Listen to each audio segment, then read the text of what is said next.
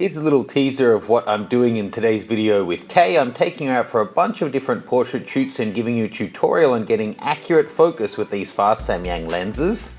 Then we're going to head to the park and set up a budget photo shoot using a simple garden hose to create these shots.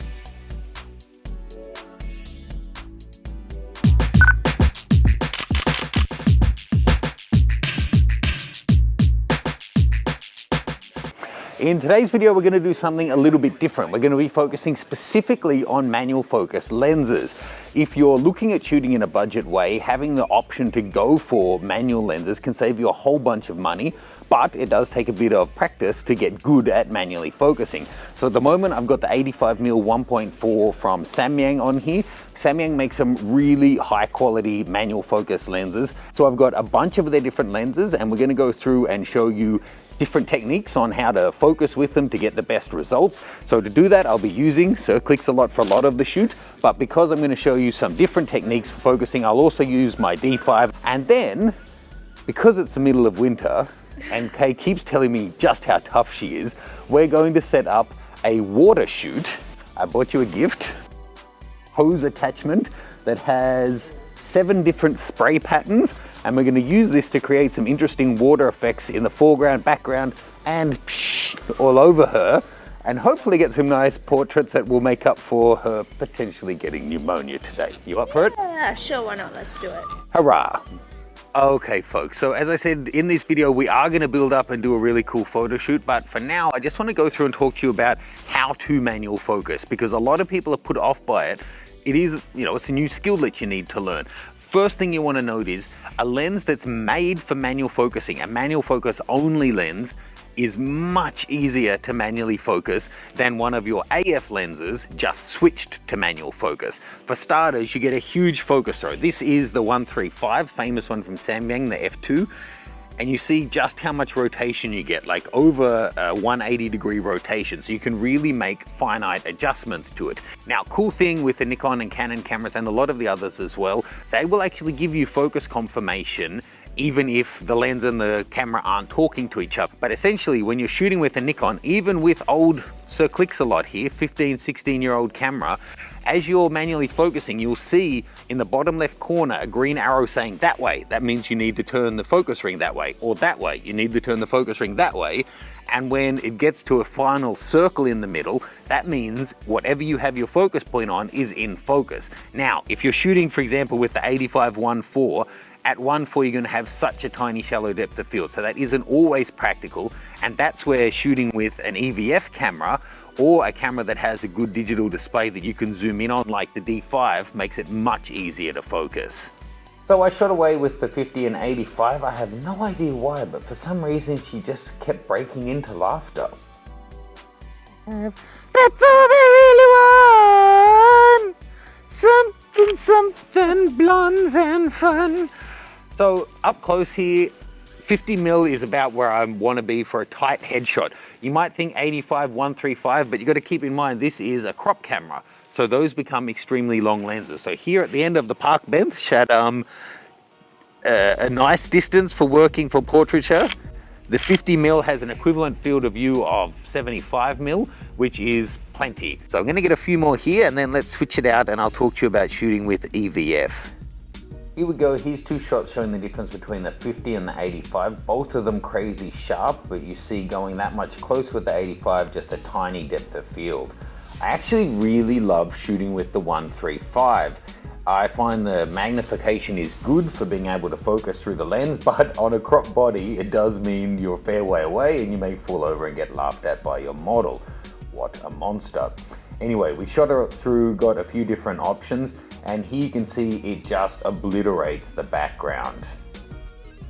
One thing you really want to try is to get poses that are as stable as possible. You may only have a few centimeters depth of field, so I would get Kay to hold her pose as stable as she could so that we could really get in there.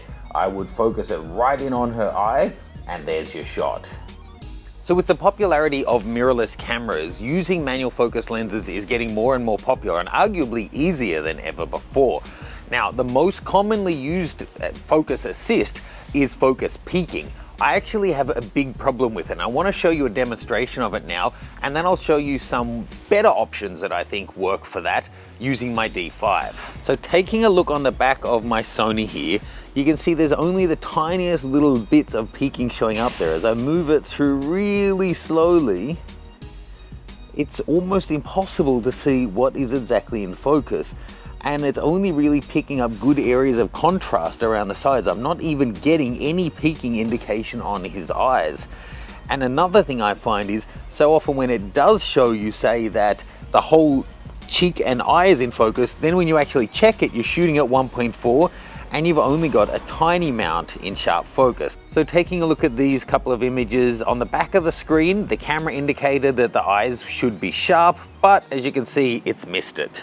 So let me show you a different technique. Focus peaking, sorry, bird fight over there. Focus peaking is really handy for knowing that you're vaguely in the sharp focus, but I really think the best is your own eye, to check it and to see when you see the details in the eyelashes go really crisp, you know that you've got the eyes in focus.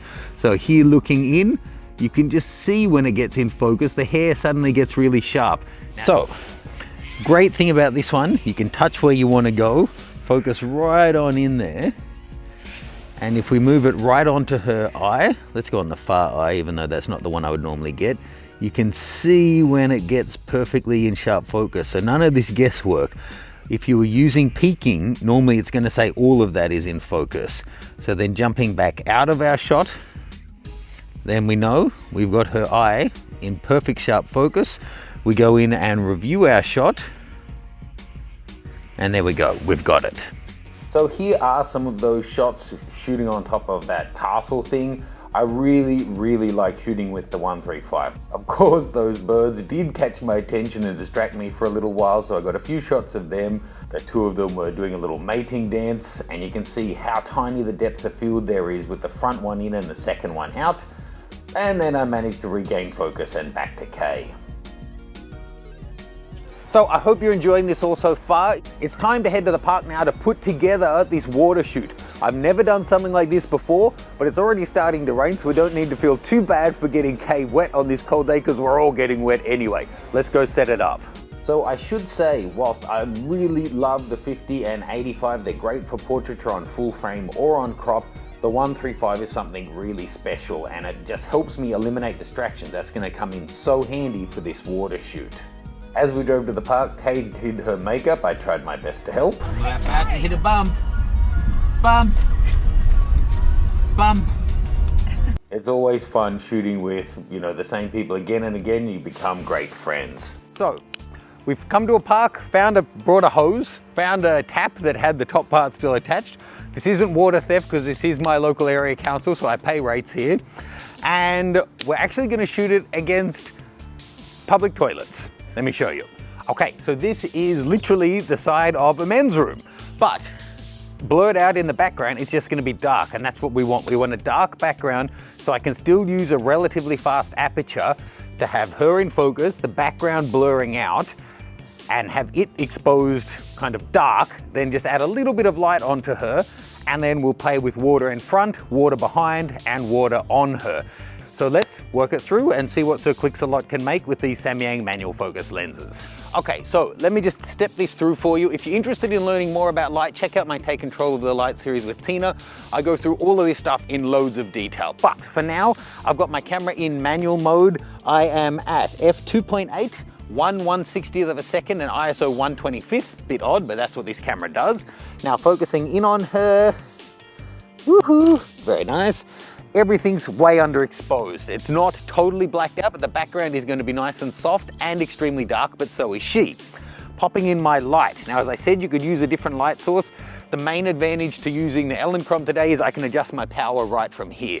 So I've got the light off to her right. That's her preferred side, so we're having it come in from that side. So imagine that I'm her. We've got the light coming in and hitting all of this front part of her, even though we're only seeing this. That's going to give a natural fall off onto this far side. If we lit her from this side or from straight on, we're not going to get nice shadowing. So again, all in manual focus, being on the tripod, I've got the point right on her face to confirm focus. So we should be in business. We'll just get this all flowing and then we'll get the water flowing. Bring your hand up, your right hand up a little. Yeah, there you go. So we just continued to shoot away without any water to make sure everything was looking good and we were happy with the results.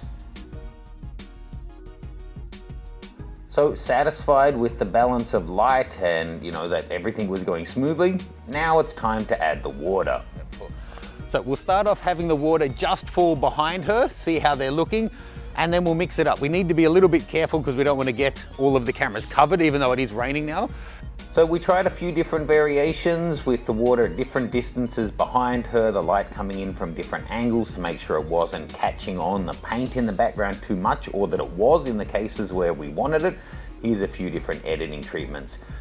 Quick tip for you, if you really want the water to show up, you want to make sure the light is passing through it nice and strong. So here we made sure the light is really firing through the water, and you can see it shows up a lot more clearly. In the actual files, there's so much detail, I'm sure you lose a lot on compression. Happy with how all of that was going, it's time to actually get her wet. So we had to work fast. She went through a bunch of different poses. We really didn't take too much time on this. We just got as many shots as we could before she finally called it quits and bailed, which I totally understand. It was so cold. That's the first shot where she was putting on a brave face, but that was actually pain, I think. We went through and got a bunch of different variations. As I say, this 135 is so sharp, going in on 100% crop there, so much detail. Likewise, I love this shot, and let's go in on that.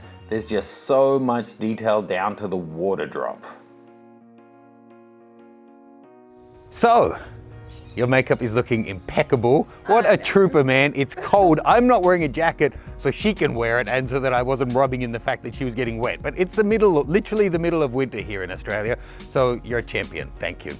We, with the water actually on her, shot for maybe 2 or 3 minutes. So this is something we definitely have to redo in summer, right? The shots we got are already looking pretty cool, but a lot more time would really bring them up. In terms of the manual focus lenses, like anything, the more you do it, the better you're going to get. Most of the day I was using Sir Clicks a lot, just using the little focus confirmation, relying on my histogram to check my exposures. Some of it I did do on the D5 to be able to really punch in and check the focus as well. There's all those other tips that I explained as well, but the biggest one I think for manual focus, well, there's two. One is make sure your subject is stable. So I tried, other than shivering as you're worried that you're going to get hypothermia, but the rest of the shoots today, we had a sit or lean against something or take a pose that was really easy so she could hold it and not be swaying around too much. The other one is, sorry to say, there's no shortcut. The more you go and do it, the better you'll get.